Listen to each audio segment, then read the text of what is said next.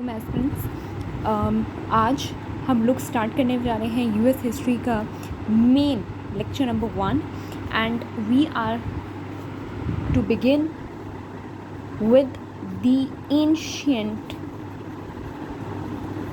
civilizations that used to live in USA.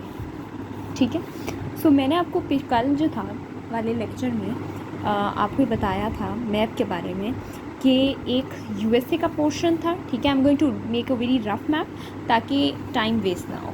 ठीक है, सो मैंने आपको बताया था कि यहाँ पे जी थी यूएसए था, कनाडा था, ठीक है, और यहाँ पे मैक्सिको था. ठीक है, उस वक्त इतनी क्लियर कट बात नहीं है, हम जिस तौर की बात कर रहे हैं अभी हम लोग बात कर रहे हैं समझ लें कि तकरीबन 1000 BC की. ठीक है, और इसके राउंड अबाउट हम लोग बात कर रहे हैं. ठीक है, या फिर हम देखेंगे कि किस तरह मुख्तलिफ़ सिविलाइजेशंस यहाँ रहती थी, कौन यहाँ के नेटिव्स थे बेसिकली. तो हम इसको समझेंगे और फिर हम देखेंगे कि बाहर से इंट्रूडर्स कौन थे जिन्होंने आके जो यहाँ पे सेटल हो गए. राइट, सो बेसिकली यहाँ पे मैंने आपको बताया था कि साउथ अमेरिका था. अब सबसे पहले हम समझते हैं कि जो साउथ की सिविलाइजेशन थी वो किधर थी. साउथ की सिविलाइजेशन में there were different tribes. Right, so for instance there was Incas tribe in Peru. Peru मैंने आपको कंट्री बताई थी, साउथ अमेरिका की कंट्री है. ठीक है, तो वहाँ पे एक ट्राइब था जिसका नाम क्या था, इनकस ट्राइब था. राइट, ओके, सो वहाँ पे दे वर लाइक एडमिनिस्ट्रेटिव, उनके पास सिस्टम था इस ट्राइब के पास. ठीक है, they had paved roads and right they had a government system.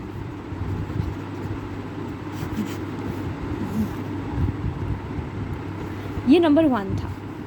इसके अलावा दूसरा जो एक था वो मीज़ो अमेरिकन सिविलाइजेशन थी. Right, they used to live in Mexico. Mexico यहाँ पे कहीं पे है. साउथ अमेरिका में आप देखेंगे तो आपको यहाँ पे मैक्सिको नज़र आएगा. ठीक है, यहाँ पे जो ट्राइब्स आबाद थे, यहाँ के जो लोग रहते थे वो थे मीज़ो अमेरिकन सिविलाइजेशन के लोग. ठीक है, इनको कहते थे कि ये ओल्मेक पीपल हैं. ठीक है, और राइट, इसके अलावा एक सिविलाइजेशन थी Maya civilization. They had their written language. Right, they had a numerical system.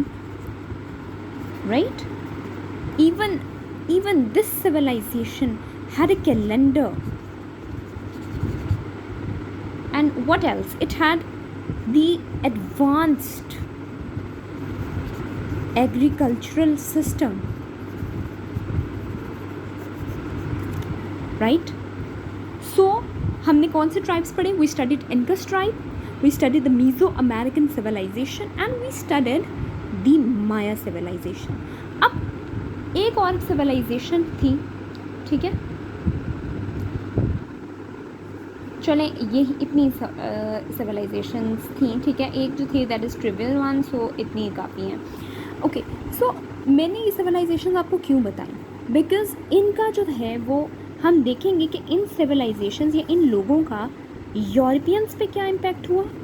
यानी इन जो नेटिव्स का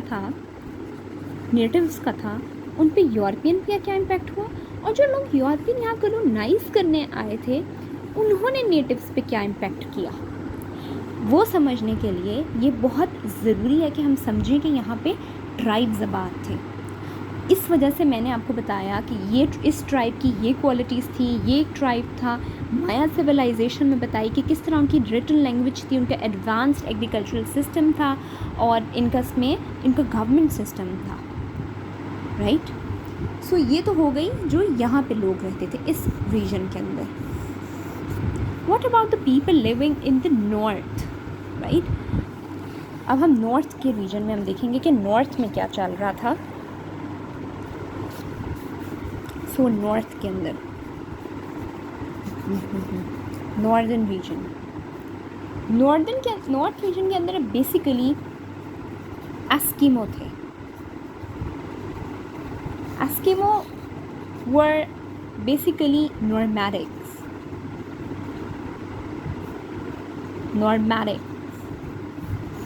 राइट। एंड वो हंटिंग करते थे, फिशिंग करते थे,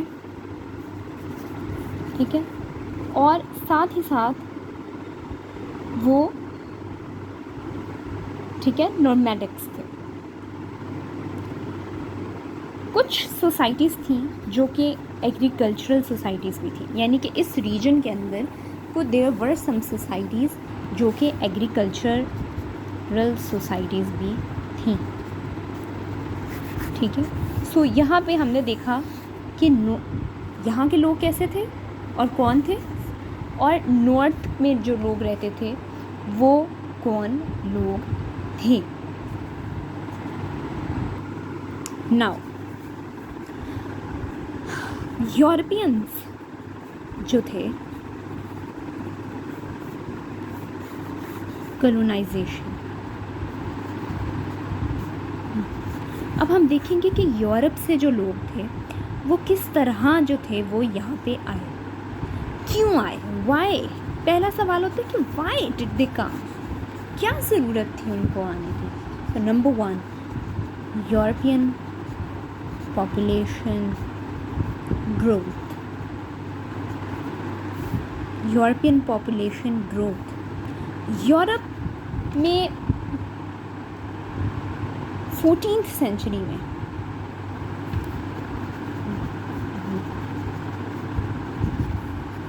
बुबोनिक प्लेग आया था। इट वॉज अ डिजीज़, समझ लें उस दौर का कोविड-19 था।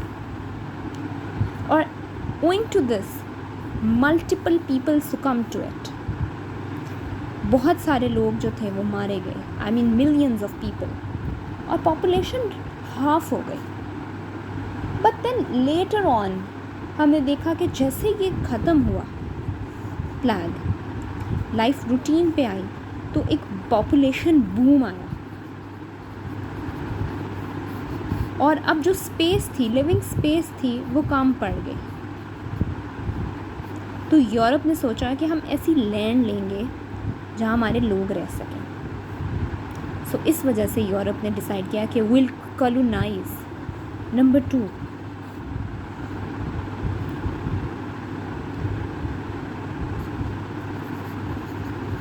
मर्केंटलिज्म।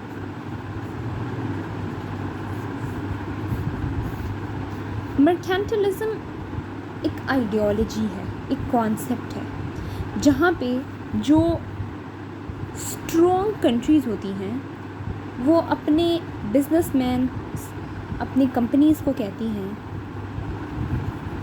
कि वो बाहर दूसरे मुल्क की जो लैंड्स होती हैं उनको एक्वायर करें, रिसोर्सेज एक्सट्रैक्ट करें, उनके एक्सप्लॉइट करें उनको, और खुद रिच हो जाए। सो यूरोपियन कंट्रीज़ का यही एम था। Third reason, मोनार्कीज़। यूरोप में 14th 15th सेंचुरी में मोनार्कीज़ थी। स्पेन में थी, पोर्टुगल में थी, यूके में थी। सो बेसिकली एक कंपटीशन था कि हमें स्ट्रॉन्ग होना चाहिए, right. So it was a very gargantuan task for all of these countries to get a position, to get a very honorable position in the Committee of Nations, and these countries decided to colonize. उसके बाद next reason जो थी वो थी devoted, जो explorers थे, जैसे कि 15th सेंचुरी में Prince Henry the navigator,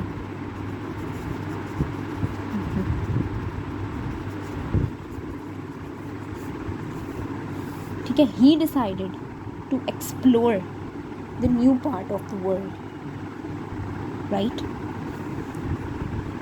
then after his death, Bartholomew Dias, he was the one who rounded the tip of Africa.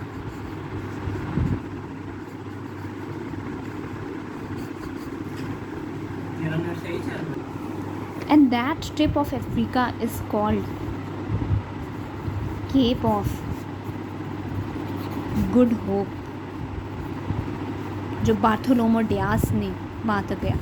सो एक एक्सप्लोरर्स में एक जज्बा था. इसी तरह आपने वेस्को द गामा का नाम सुना होगा, राइट. ही बेसिकली ये इंडिया तक इसकी एक्सप्लोरेशंस थी. And then there was Marco Polo. So ये जो लोग थे ना, इन्होंने एक्सपेक्टेशंस वर्ल्ड की बहुत राइज कर दी, ठीक है. इसके बाद जब ये लोगों ने इंडिया में एक्सप्लोरेशंस की, सो वो they brought with them something really important, that was gold, precious metals, gems,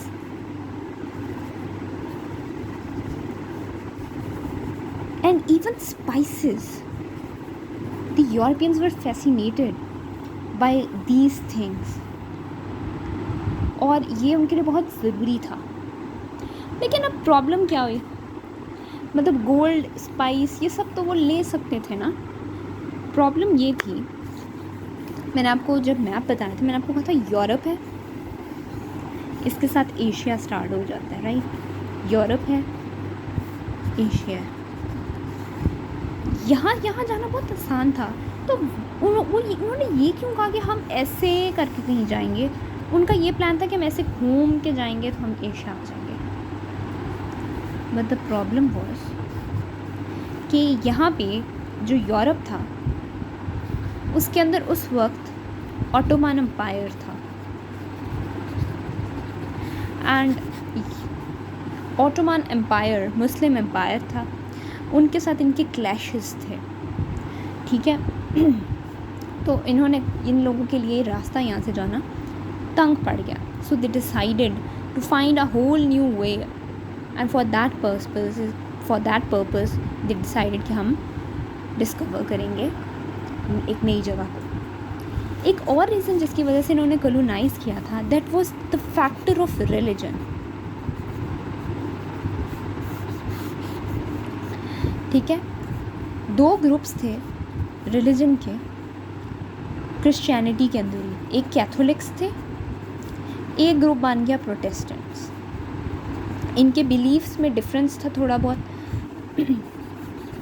तो इनकी आपस में एक तरह की मिनी वॉर चलती रहती थी, एक conflicts, Wars. So the Protestants, they decided to find a safe space for themselves. Safe space.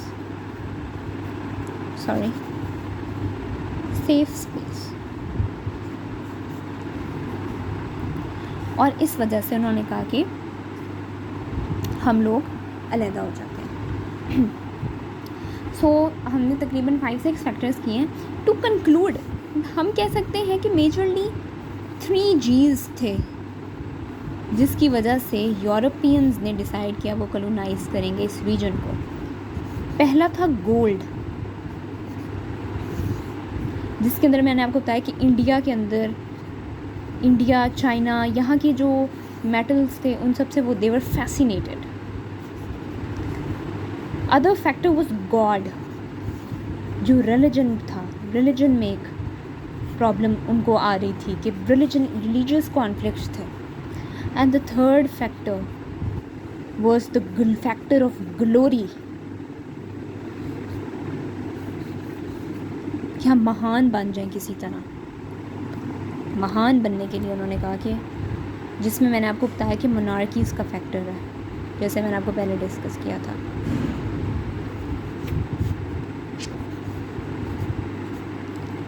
So this is it today for today's lecture.